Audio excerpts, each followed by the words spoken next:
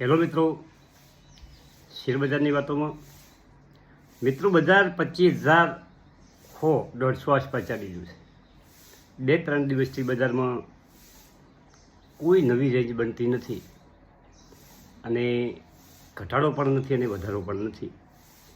કાલે બજારમાં Sensex 123 point વધી 82,515 અને નિફ્ટીમાં 37 પોઈન્ટનો વધારો હતો, 25,141 પર બંધ થયો.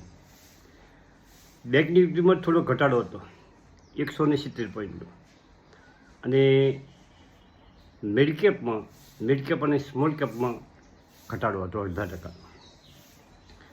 એનએસઈ ઉપરના શેરો 1,437 વધતા હતા અને 1,174 શેરમાં ઘટાડો હતો. હવે ખાસ એ વાત છે કે આપણે આજે રિલાયન્સ પાવર જે ટૂંકા સમયમાં ખૂબ પ્રોફિટ આપ્યું છે, હવે એના લેવા વેચવાની કોઈ વાત નથી મિત્રો, પણ એના આ ભાવ વધ્યો એના ફંડામેન્ટ કેટલા મજબૂત છે અને શું પોઝિટિવ છે અને શું નેગેટિવ છે એની થોડીક ચર્ચા કરવી મિત્રો. અને બીજી વાત છે કે લોયડ એન્જિનિયરિંગના જે પીપી શેરો છે, જેના 16 રૂપિયા ભર્યા છે અને જે શેરોની ફાળવણી થઈ છે એ શેરોનું લિસ્ટિંગ 20 તારીખ આસપાસ થશે. અત્યારે જે 63 રૂપિયામાં શેર ચાલી રહ્યો છે એ લિસ્ટિંગ પછી ઘટી પણ શકે છે થોડોક. પહેલી વખતે લિસ્ટિંગમાં 48 રૂપિયા ઘટીને આવી ગયો હતો મિત્રો.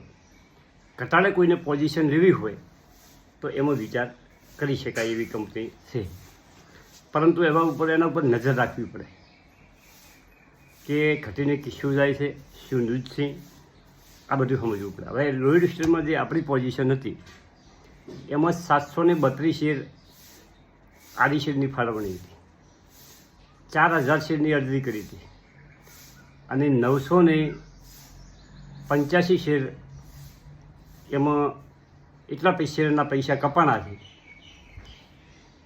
પણ શરૂઆતમાં આપણે 4,000ની અરજી કરી હતી તો 4,000ના જે રૂપિયા હોલ પ્રમાણે થાય એટલા શેર આપણા બ્લોક થયા હતા ખાતામાંથી, અને જેટલા પૈસા કપાણા એટલા શેર હવે આપણને 16 પ્રમાણમાં કપાણા છે અને એના પીપી પાટલી પેડ શેરનું લિસ્ટિંગ 20 તારીખે થશે. હવે બીજી થોડીક વાત કરવી છે કે ઘણા મિત્રોને એક પ્રશ્ન હોય છે કે પોર્ટફોલિયોમાં કેટલી કંપનીઓ રાખવી મિત્રો. હમણાં એક મારા મિત્રને અમારે થોડીક ચર્ચા થઈ, હું મારા બાજુની સિટી થરા છે, કે મેં તો થોડા શેર લઈ અને 50 કંપનીઓના શેર લીધા મિત્રો. અને ઘણા મિત્રો એવા હોય કે જેટલા પૈસા નોખવા હોય એટલે એક કંપનીમાં નોખી દે. તો હવે ઓમાં શું સાચું અને કઈ રીતે કરવું જોઈએ એ મારી દૃષ્ટિએ શું સાચું છે એ મૂકું છું. તમે પણ અલગ એ વિચારતા હો મારાથી મિત્રો. ખાસ વાત એ છે કે કોઈ કંપનીનો શેર સારો ચાલે અને તમારા પાસે એની ક્વોન્ટિટી 10 કે 20 શેરની હોય તો તમારે એ ધાર્યું પરિણામ ધાર્યું પરિણામ એમાં ના આવે, તમારું ધાર્યું વેલ્થ ના બને એમાં મિત્રો. અને બધી કંપનીઓ ચાલે એમાંથી કદાચ 10 કંપનીઓ ચાલે પણ થોડા શેરથી કોઈ એટલું બધું પ્રોફિટ થાય નહીં. અને એક કંપની હોય અને એક કંપની જો ઘટવા મળે, અને આ તો મિડ કેપ અને સ્મોલ કેપના શેરોમાં તમે ઘણી વખત જુઓ છો કે 50% પૈસા થઈ જાય તો તમારું વેલ્થ ઘટી જાય. તમારા પૈસા તમે રોક્યા હોય, નફાની વાત તો નફો, પણ એનાથી અડધા થઈ જાય તો શું કરવું જોઈએ? તો પોર્ટફોલિયો બનાવતા પહેલાં તમારે એ ખાસ જોવું જોઈએ કે 50 કંપનીઓની પણ તમારે 15 થી 20 કંપનીઓ સારી પસંદ કરવી જોઈએ મિત્રો.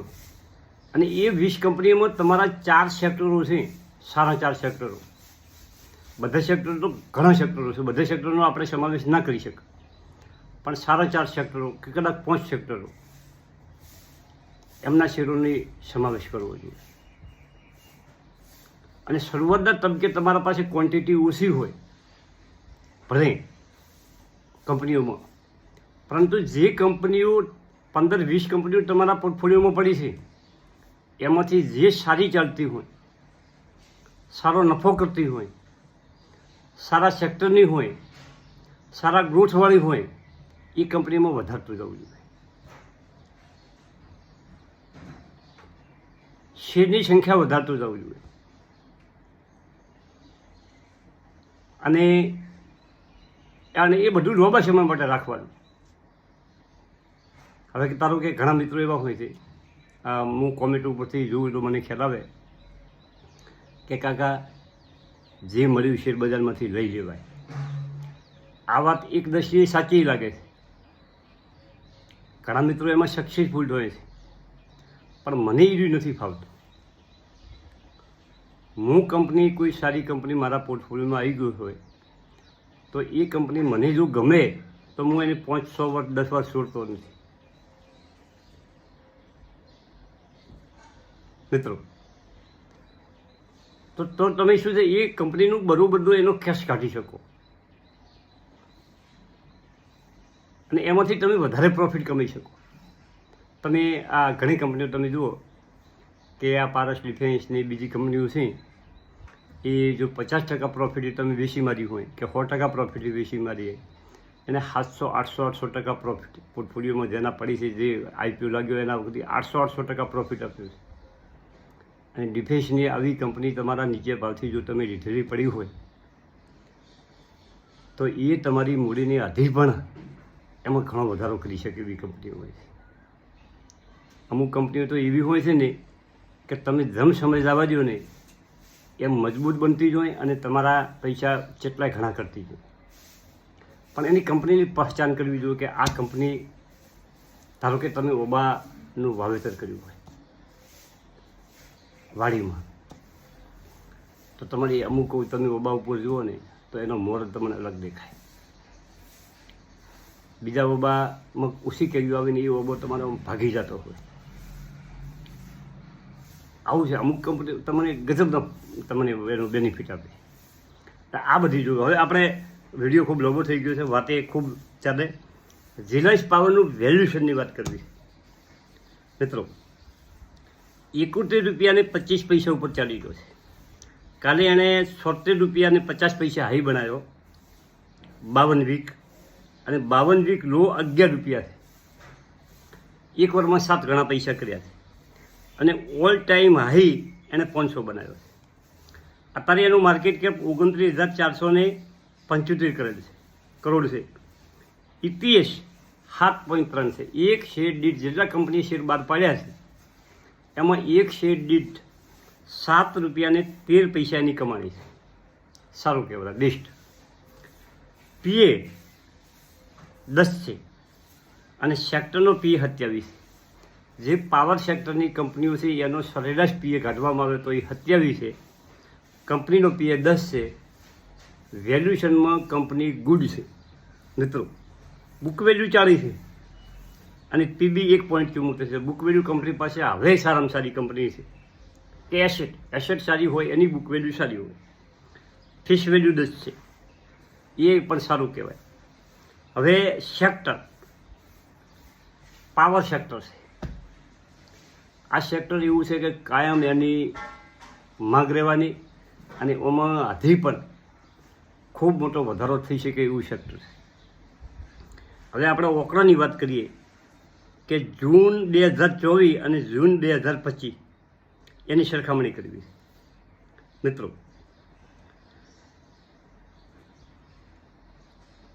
$1,852 કરોડનું વેચાણ હતું જૂન 2000 માર્ચ 2024માં, અને ઇબીટા હતો આ છે ઓગણા ડિસેમ્બર 24ના. 1,852 કરોડનું સેલ હતું, 594 કરોડનું ઈબીટા હતો, એટલે કે ખરીદ વેચાણ વચ્ચે છેલ્લો કાચો નફો વધે એને ઈબીટા કહેવાય. 549 કરોડનું વ્યાજ ચૂક્યું. આ નેગેટિવ પોઈન્ટ છે. કંપની ઉપર દેવું ગજબનું છે અને ટેક્સ કંપનીએ 7 કરોડનો આપ્યો હતો અને નફો 41 કરોડ થયો હતો. હવે માર્ચ 25 1978 કરોડનું કંપનીએ વેચાણ કર્યું હતું. 466 કરોડનો ઈબીટા હતો. 398 કરોડ વ્યાજ ચૂક્યું છે. વ્યાજમાં થોડો ઘટ્યો છે, એટલે દેવું થોડુંક કંપનીએ ઘટાડ્યું છે અને 58 કરોડ ટેક્સ બેનિફિટ મળ્યો છે. ટેક્સ ભર્યો નથી અને એમ કરીને 125 કરોડનું પ્રોફિટ કર્યું હતું. હવે વર્ષના આંકડા જુઓ, 2024 અને 2025. 7,882 કરોડનું કંપનીએ સેલ કર્યું હતું.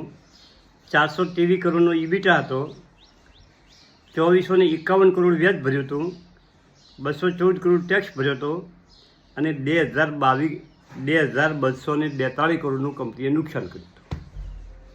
હવે 2025 7,582 કરોડનું વેચાણ કર્યું હતું અને 5,103 કરોડનો ઈબીટા હતો.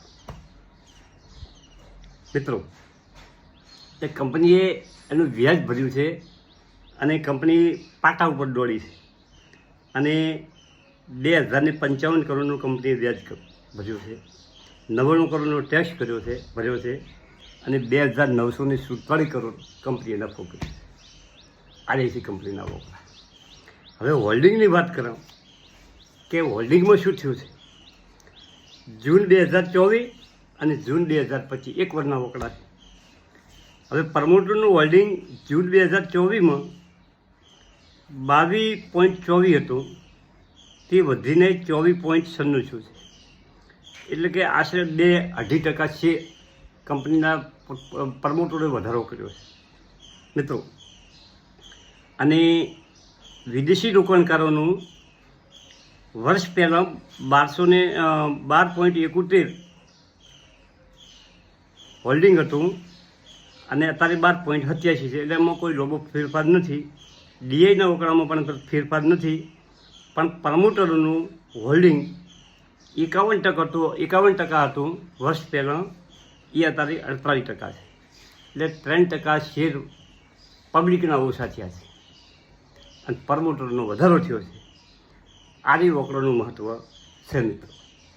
હવે આમાં તમે વધુ અભ્યાસ કરી અને આગળ ચાલી શકો છો. પરંતુ એક વાત છે કે જેના પોર્ટફોલિયોમાં પડ્યા છે એને વેચવાની કોઈ ઉતાવળ કરવાની જરૂર નથી. જેને લેવા હોય એને વિચારવું પડે 18 વખતનું, કેમ કે ટૂંકા ગાળામાં ખૂબ વધી ગયો છે. પણ જેના પાસે પડ્યા છે એને વેચવાની ઉતાવળ કરવાની નથી. આ છે રિલાયન્સ પાવરની વાત. Thank you.